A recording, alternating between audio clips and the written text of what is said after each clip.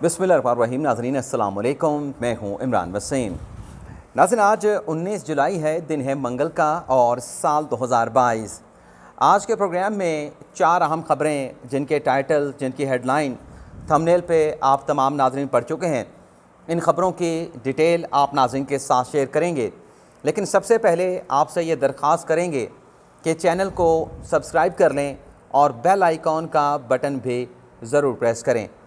नाज़रीन आज के प्रोग्राम की हमारी जो पहली ख़बर है कि साबिक़ वज़ीर आज़म इमरान ख़ान की बल्ले बल्ले हो गई। ये क्या मामला है, इस ख़बर की डिटेल प्रोग्राम के आखिर में आप नाज़रीन के साथ शेयर करेंगे। लेकिन इससे पहले जो अदालती महाज से 3 बड़ी अहम ख़बरें हैं उनकी डिटेल आप नाज़रीन के साथ शेयर करेंगे। तो बात करते हैं जो फैसल वाडा की ताहयात नाहली के ख़िलाफ़ आज सुप्रीम कोर्ट में बड़े अहम केस की समाअत हुई है। इस केस की समाअत का अहवाल आप नाज़रीन के साथ शेयर करेंगे। नाज़रीन इलेक्शन कमीशन की जानिब से फैसल वाडा को आर्टिकल 62(1)(f) के तहत ताहयात नाहल किया गया। इस फैसले के खिलाफ फैसल वाडा ने इस्लामाबाद हाई कोर्ट में अपील दायर की, लेकिन इस्लामाबाद हाई कोर्ट की जानिब से फैसल वाडा की इलेक्शन कमीशन के फैसले के खिलाफ उस अपील को मुस्तरद कर दिया गया और फिर फैसल वाडा ने इसी मामले पर ताहयात नाहली के खिलाफ सुप्रीम कोर्ट से रजू किया। सुप्रीम कोर्ट ने फैसल वाडा की दरख्वास्त को समाअत के लिए तो एक्सेप्ट कर लिया, लेकिन हुक्म इम्तना अदालत की जानिब से नहीं दिया गया। तो आज नाज़रीन फैसल वाडा की इस अपील पर बड़े दिनों के बाद समाअत हुई है। चीफ जस्टिस की सरबराही में 2 रुकनी बेंच था जिसमें जस्टिस याहिया फरीदी शामिल थे। आज जब इस केस की समाअत का आगाज़ हुआ तो निसार खोड़ो जो फैसल वाडा की सेनेट की नशिस्त खाली होने पर सेनेटर बन गए थे, उनके वकील फ़ारूक एच नाइक की जानिब से एक दरख्वास्त सुप्रीम कोर्ट में गुजारी गई, पेश की गई, जिसमें यह कहा गया कि फ़ारूक एच नाइक जो है वो पाकिस्तान में मौजूद नहीं और उनकी अदम मौजूदगी की बिना पर इस केस की समाअत को मुलतवी किया जाए।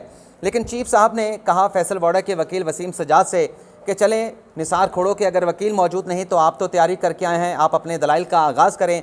तो वसीम सजाद साहब ने कहा क्योंकि एडजर्नमेंट की दरख्वास्त आ चुकी थी, तहरीरी एप्लीकेशन अदालत के सामने मौजूद थी, तो मैं भी अपनी फ़ाइलें नहीं लेके आया। अगर अदालत हुक्म करे तो मैं अपनी फ़ाइलें मंगवा लेता हूँ और वक्फे के बाद केस को रख लिया जाए, मैं दलाइल देने के लिए तैयार हूँ। तो फिर चीफ साहब ने कहा, तो चीफ साहब ने वसीम सजाद से कहा कि हमें वसीम सजाद साहब आपको सुन के हमें सरूर मिलता है, अच्छा लगता है, ये किताबों वाली बातें अदालत के सामने ना करें। तो अदालत ने केस की जो समाअत है उसे सितंबर तक यानी समर वेकेशन के बाद तक जो है मुलतवी कर दिया।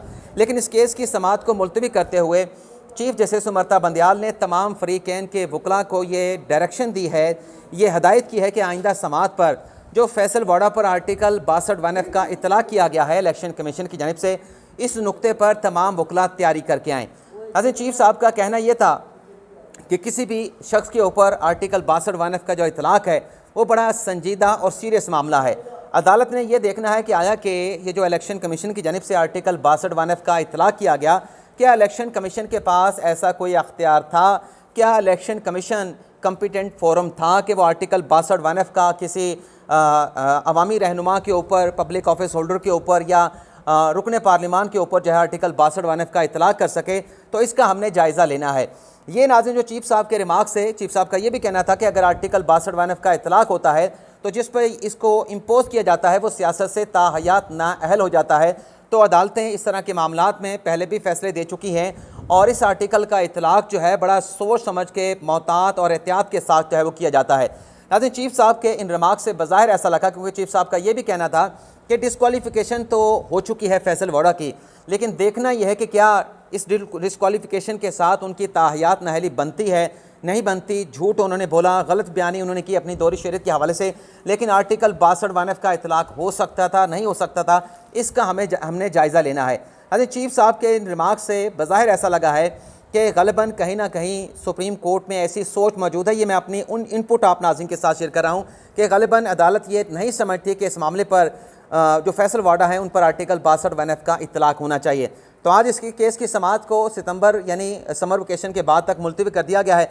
अब देखते हैं कि इस मामले पर आइंदा समाअत पर तमाम वकला को तैयारी करके आने का कहा गया है। वकला क्या दलाइल देते हैं, अदालत का क्या नतीजा सामने आता है, वो आपके साथ हम अगली समाअत के बाद शेयर करेंगे। दूसरी नाज़रीन खबर है जो मैंने अपने थंबनेल पर लिखा कि चीफ साहब की तजावीज़ को शहबाज गिल की जानिब से मुस्तरद कर दिया गया। आज नाज़रीन सुप्रीम कोर्ट में जो साबिक़ वज़ीर आज़म इमरान ख़ान ने नैब तरमीम के ख़िलाफ़ सुप्रीम कोर्ट में दरख्वास्त दायर की, उस पर बड़ी डिटेल अदालत की जानिब से हेयरिंग करते हुए हुकूमत को नोटिस जारी कर दिया गया है, नैब को नोटिस किया गया है, वजारत कानून को, वजारत काबीना को और अटॉर्नी जनरल को नोटिस जारी कर दिया गया है। लेकिन नाज़रीन, आज की समाअत में शाह महमूद कुरैशी साहब कमरा अदालत में मौजूद थे। उन्हें रोस्टम पे बुलाया गया और रोस्टम पे बुला के कहा गया कि ये बड़ी अहम लेजिस्लेशन पार्लियामेंट के फोरम से हुई और चीफ साहब ने इंदिया दिया कि अल्टीमेटली ये जो मामला है नैब कानून में तरमीम का, ये पार्लियामेंट के पास जाना है, पार्लियामेंट को भेजा जाना है। तो आप पार्लियामेंट में सबसे बड़ी पार्टी हैं, आपके साथ अरकान असम्बली की बड़ी तादाद मौजूद है, तो आपने जब ये लेजिस्लेशन हो रही थी, कानून साजी हो रही थी, तो आपने पार्लियामेंट के फोरम को क्यों छोड़ा, ये सवाल उठाया। फिर चीफ साहब ने यह भी कहा कि आप कौम के लिए, पाकिस्तान के लिए, पाकिस्तान की तरक्की के लिए, आइन के लिए पार्लियामेंट में जाएं और जो लोगों का आपके ऊपर ट्रस्ट है, उस ट्रस्ट के मुताबिक आप जाके लेजिस्लेशन में अपना हिस्सा डालें, आप वहाँ पर जाके अपना सजेशन दें, ऐसी कानून साजी पर बहस करें। तो ये प्रपोजल चीफ साहब की जानिब से पेश किया गया, क्योंकि चीफ साहब ने इंदिया भी दे दिया है कि ये मामला अल्टीमेटली पार्लियामेंट के पास जाना है। अब पार्लियामेंट के पास ये मामला कैसे भेजा जाएगा, जिन प्रोविजन को इमरान खान साहब ने चैलेंज किया है, क्या उन्हें सस्पेंड करके, कलअदम करके ये मामला पार्लियामेंट को भेजा जाएगा, या फिर उस पर ऑब्जर्वेशन अदालत पास ऑन करके इस मामले को पार्लियामेंट को भेजेगी। लेकिन सवाल ये है कि क्या जिस पर तजावीज़ को शहबाज गिल ने मुस्तरद किया, क्या पाकिस्तान तहरीक इंसाफ पार्लियामेंट में वापस जाएगी। तो शहबाज गिल साहब अदालती कार्रवाई के बाद अदालती अहाते में मीडिया के साथ गुफ्तगू कर रहे थे, तो मैंने उनसे 3 सवाल पूछे शहबाज गिल साहब से। एक तो मैंने उनसे ये पूछा कि इमरान रियाज खान को गिरफ़्तार किया गया और जो शरीफ ख़ानदान के प्रोसिक्यूटर या जो भी तफ्तीशी थे उनका इंतकाल हुआ, तो आपकी पार्टी की जानिब से एलिगेशन लगाए गए कि इन्हें कोई केमिकल दिया गया है जिससे हार्ट अटैक हो जाता है। तो शहबाज गिल से मैंने पूछा, क्या आपको जब तारा ने, जो कि पंजाब के वज़ीर दाखिला हैं, उनकी जानिब से आपको गिरफ़्तार करने के अहकाम दिए गए, आप पुलिस की हिरासत में थे, पुलिस के हवालात में थे, तो क्या आपको कोई शुबा है कि आपको पंजाब हुकूमत की जानिब से कोई ऐसा केमिकल दिया गया हो जिसमें जहर हो, या आपको जान से मारने की कोई अटैम्प्ट की गई हो। तो इसका एतराफ़ ये किया, कहना ये था शहबाज गिल का कि मुझे तो कुछ खाने को दिया नहीं गया। उन्होंने कहा कि मुझे पानी दिया गया, वो भी 9 घंटों के बाद, और पानी में कुछ मिला हुआ था, तो मुझे इसका कोई अंदाज़ा नहीं। लेकिन उन्होंने ये ज़रूर कहा कि मुझे कोई ऐसी फीलिंग्स नहीं है जिससे मैं ये कह सकूं कि मुझे कुछ केमिकल, ऐसा जहर आलूद केमिकल जो है वो दिया गया है। तो ये उन्होंने एतराफ़ किया है कि मुझे किसी किस्म का कोई ऐसा जो है वो केमिकल नहीं दिया गया जो जहर आलूद हो। और फिर उनसे पूछा गया, दूसरा सवाल मैंने उनसे पूछा, बल्कि मतीलो जान ने भी उनसे सवाल पूछा कि क्या आप चीफ साहब की जो प्रपोज़ल है उनको एक्सेप्ट करेंगे कि आप पार्लियामेंट में वापस जाएँ। तो शहबाज गिल ने कहा कि हम तो, पाकिस्तान तहरीक इंसाफ तो रिज़ाइन दे चुकी है। अगर इस पाकिस्तान की सबसे बड़ी अदालत की, और शहबाज गिल साहब ने थोड़ी सी तहमीद भी बांधी कि सजदा जो करना है वो अल्लाह ताला के सामने आप सजदा कर सकते हैं, लेकिन अगर कोई ऐसा सजदा एक ऐसे शख्सियत के सामने या ऐसे इदारे के सामने सर झुकाना जिससे कोई शिर्क का कोई एलिमेंट सामने ना आए, तो हम इस अदालत के सामने अपना सर जो है वो झुकाते हैं, इसकी इताअत करते हैं। लेकिन शहबाज गिल ने कहा कि मैं ये कहूँगा कि अगर हमें पार्लियामेंट में वापस भेजना है तो हमें उस पोजीशन पर पार्लियामेंट में वापस भेजा जाए जब डिप्टी स्पीकर कासिम सूरी ने रूलिंग दी थी, अदम एतमाद की तहरीक को मुस्तरद कर दिया था और इमरान खान की जानिब से मुल्क में नए इंतखाबात का ऐलान कर दिया गया था। तो शहबाज गिल ने कहा कि अगर हमें पार्लियामेंट में, अदालत ये चाहती है, चीफ साहब ये चाहते हैं कि हम दोबारा पार्लियामेंट में वापस जाएँ, तो हमें उसी पोजीशन पर वापस भेजा जाए जिस पोजीशन पर हमें पार्लियामेंट से निकाला गया था, सुप्रीम कोर्ट का फैसला आया था। तो जो प्रपोजल चीफ जस्टिस का था कि आप पार्लियामेंट में जाएं, इस तरह की जो कानून साजी हो रही है, आवाम का आप पे ट्रस्ट है, आप के जो अरकान असम्बली हैं वो आवाम के मुंतखब नुमाइंदे हैं, आवाम के मुंतखब नुमाइंदों पर उनके जो वोटर्स हैं, जो हल्के के आवाम है, उनके पास एक ट्रस्ट है। तो इस ट्रस्ट के ऊपर आप जाके अपनी जो कॉन्स्टिट्यूशनल रिस्पॉन्सिबिलिटी है उसका पूरा करें। तो शहबाज गिल ने इस तजवीज़ को एक्सेप्ट करने से इनकार कर दिया है। अब आ जाते हैं अपनी तीसरी खबर की तरफ नाजरीन। तीसरी खबर नाजरीन ये है कि हमजा शहबाज शरीफ, राना सनाउल्लाह और उसके साथ साथ मरियम औरंगज़ेब के खिलाफ आज पंजाब असम्बली के जो स्पीकर हैं परवेज़ इलाही साहब, उनकी जानिब से कंटेम्प्ट की एप्लीकेशन दायर कर दी गई है। इस कंटेम्प्ट की एप्लीकेशन में नाज़रीन कहा यह गया है कि सुप्रीम कोर्ट ने 1 जुलाई को जो अहकाम दिए और 1 जुलाई को जो सुप्रीम कोर्ट के 3 रुकनी बेंच के सामने, जिसमें जस्टिस इजाज़ुल एहसन थे, चीफ साहब खुद थे और एक और जज साहब भी थे जस्टिस जमाल खान मंदुखेल, तो उस अदालत के सामने, बेंच के सामने हमजा शहबाज शरीफ यकीन दहानी करा के गए हैं कि जो पंजाब की वज़ारत आला का इलेक्शन होगा वो बड़ा पीसफुली जो है वो कंडक्ट करवाया जाएगा। लेकिन इस दरख्वास्त में परवेज़ इलाही का ये कहना है कि जो राना सनाउल्लाह का स्टेटमेंट आया है कि वज़ारत आला के इलेक्शन के रोज़ PTI के 5 से 7 MPs लापता हो सकते हैं, वो वोट डालने नहीं आएंगे। तो ये जो स्टेटमेंट है, दरअसल इस तरह का स्टेटमेंट दे के वज़ीर दाखिला ने कंटेम्प्ट की है, अदालती अहकामात की तामील में रुकावट पैदा करने की कोशिश की है। इस दरख्वास्त में नाज़रीन सुप्रीम कोर्ट से ये इस्तदा की है, परवेज़ इलाही ने यह दरख्वास्त फैसल चौधरी, फवाद चौधरी के जो भाई हैं, बड़े अच्छे लॉयर हैं, उनकी जानिब से सुप्रीम कोर्ट में दायर की गई है, जिसमें अदालत से इस्तदा ये की गई है कि तीनों फ़रीक़ैन को, राना सनाउल्लाह, वज़ीर दाखिला को, वज़ीर आला पंजाब हमज़ा शहबाज को और वज़ीर इत्तलात व नशरियात मरियम औरंगज़ेब को अदालत में बुलाया जाए, उन्हें समन किया जाए और उनके ख़िलाफ़ अदालती अहकामात में रुकावट पैदा करने पर, उनमें obstruction पैदा करने पर तौहीन अदालत की कार्रवाई करते हुए उन्हें सज़ा दी जाए। अब मुनर्रिफ अरकान को क्या रिलीफ मिला है, उसकी डिटेल आपके साथ शेयर करने के बाद जो आज की हमारी पहली खबर है कि खान साहब की बल्ले बल्ले होगी। बहुत सारे दोस्तों ने सोशल मीडिया पे, यूट्यूब पे सवाल करके पूछा कि इमरान खान साहब ने ज़िमनी इलेक्शन में इतनी बड़ी कामयाबी हासिल की, मैंने कोई प्रोग्राम नहीं किया। तो सवाल पूछ रहे थे कि आखिर मुझे क्या हुआ, क्या मैं सदमे में मौजूद हूँ। तो उस पर मैं आप नाज़रीन के साथ डिटेल शेयर करूँगा। नाज़रीन, मुनर्रिफ अरकान को रिलीफ सुप्रीम कोर्ट से ये मिला है कि जो 20 MNA हैं तहरीक इंसाफ के, जो कौमी असम्बली में हैं, अभी भी कौमी असम्बली का हिस्सा हैं, उनके खिलाफ जो इलेक्शन कमीशन के फैसले के खिलाफ इमरान खान साहब ने सुप्रीम कोर्ट में अपील दायर की थी, जिस पर आज सुप्रीम कोर्ट के 3 रुकनी बेंच ने समाअत करना थी, जिसमें जस्टिस याजुल एहसन, जस्टिस मुनीब अख्तर और जस्टिस मज़ार अली नकवी शामिल थे। इस केस को आज सुप्रीम कोर्ट के SR की जानिब से डी लिस्ट कर दिया गया है। डी लिस्टिंग के नोटिस में नाज़रीन बताया गया है कि बेंच की अदम दस्तियाबी पर इस केस को डी लिस्ट किया गया है। जैसे बेंच दस्तियाब होगा, इस केस को दोबारा समाअत के लिए मुकर्रर कर दिया जाएगा। तो आप ये कह सकते हैं कि एक इंटरम या एक अबूरी रिलीफ जो है या आर्जी रिलीफ जो है, उन PTI के 20 MNAs को, जो तहरीक इंसाफ का ख़ुद को हिस्सा भी कहते हैं, लेकिन तहरीक इंसाफ रिज़ाइन कर चुकी है, तहरीक इंसाफ असम्बली में जाने के लिए तैयार नहीं है। शहबाज गिल ने भी चीफ साहब की जो प्रपोज़ल है इसको रिजेक्ट कर दिया है। तो वो जो MNA कौमी असम्बली में मौजूद हैं, उन्हें ये आर्जी रिलीफ मिला है कि आज जो समाअत होनी थी, जिस पर हो सकता था कि अदालत की जानिब से 20 MNAs को नोटिस जारी करके उनसे जवाब तलब कर दिया जाता, तो आज ये समाअत नहीं हो सकी। अब देखते हैं कि इस केस को दोबारा से कब समाअत के लिए मुकर्रर किया जाता है।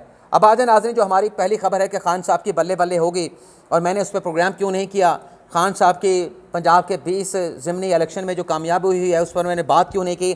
तो नाज़रीन, मैंने पोलिंग के रोज़ मैंने दो वीलॉग किए, लेकिन जब इलेक्शन के नताइज आए तो आपने देखा है कि अमूमी तौर पे मैं रात ताख़ीर से कोई वीलॉग करता नहीं। अगले दिन वीलॉग इसलिए नहीं किया क्योंकि कल सुबह 10 बजे से लेके मैं भावरपुर से रवाना हुआ और 6 साढ़े 6 बजे इस्लामाबाद पहुंचा और 8 बजे इम्तियाज़ गुल साहब हैं, मेरे मौसन है इस्लामाबाद में। जब मैं पहली मरतबा आया था, कोई मेरा रेफरेंस नहीं था, कोई जानने वाला नहीं था। तो इम्तियाज़ गुल साहब जो हैं वो समा TV के ब्यूरो चीफ थे। उन्होंने मुझे पहले दिन, मैं CV लेके गया, ना वो मुझे जानते थे ना मैं उसको जानता था, उन्होंने मुझे नौकरी पे रख लिया। तो कल उन्होंने एक इशाये पे बुलाया हुआ था, बरतानिया से उनके कोई मेहमान आए हुए थे, कुछ और साफ़ियों को भी बुलाया हुआ था, तो उनके इशाये में जाना था। तो कल वहाँ से 11 बजे फ़ारिग हुए, तो इस वजह से खान साहब की इस कामयाबी पर मैं बात नहीं कर सका। नाज़रीन, खान साहब ने जो कामयाबी हासिल की पंजाब के ज़िमनी इलेक्शनों में, मुझे दिली तौर पे उसकी खुशी हुई है। और ख़ुशी इस बात की हुई है, आपको अच्छी तरह से याद है, जो व्यूअर्स मुझे देखते हैं, जो नाज़रीन मुझे देखते हैं, मैं खान साहब का क्रिटिक रहा हूँ, मैं खान साहब का क्रिटिक रहूँगा भी। लेकिन मुझे खुशी इस बात की हुई कि पाकिस्तान में जो कंसेप्ट है कि आप खलाई मखलूक के बगैर इलेक्शन जीत नहीं सकते, आप उनकी मदद के बगैर किसी इलेक्शन में कामयाबी नहीं हासिल कर सकते।